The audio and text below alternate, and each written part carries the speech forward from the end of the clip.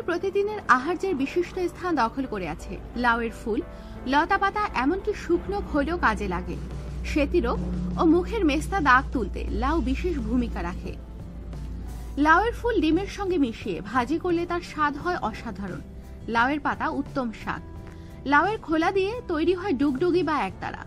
ভেষজ শাস্ত্র মতে শুধু গৃহস্থালী কার্যেই নয়, শরীরের রোগ শোকেও লাউ অপরিহার্য। লাউয়ের অন্যতম ব্যবহার হচ্ছে সেতি রোগের একদম শুরুতে যখন ছোট ছোট দাগ দেখা যায়, তখনই প্রতিদিন একবার লাউ ফুল ঘষে দিলে সেতি রোগের বিস্তার বন্ধ হয়। দিনে 15 বার ব্যবহার করলে রোগ সেরে যায়। সেতি ছাড়াও ছুলি রোগে লাউ ব্যবহার করা হয়। আগুনে ঝলসে পড়া লাউয়ের টুকরো ছুলির স্থানে ঘষে দিলে ছুলি অদৃশ্য হয়ে যায়। তবে এই রোগ পুরোপুরি নির্মূল না হলে সারে না, সেজন্য চিকিৎসা অব্যাহত রাখতে হবে।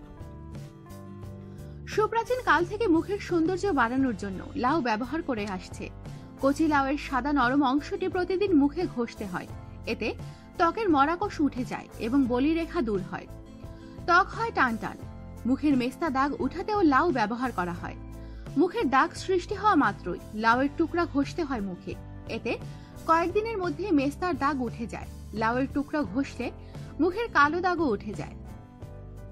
এছাড়াও লাউয়ের বেশ কয়েকটি আয়ুর্বেদিক ব্যবহার রয়েছে। গায়ে জ্বালা পোড়া এবং একই সঙ্গে বমি বমি ভাব দেখা দিলে লাউ ঝলসে তার রস বের করতে হয়। সেই রসের সঙ্গে 1 চা চামচ আন্দাজ মধু মিলিয়ে খেলে বমি বমি ভাব ও জ্বালা পোড়া কেটে যায়। লাউ খেলে শরীরের খাদ্য হজম ক্ষমতা বাড়ে, কোষ্ঠকাঠিন্য কেটে যায়। রান্না করা লাউ তরকারি হিসেবে অপূর্ব।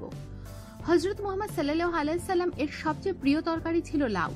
তাই আসুন বেশি করে লাউ খাই এবং শরীরকে সুস্থ রাখি। আমাদের সাথেই থাকুন আর সাবস্ক্রাইব করুন।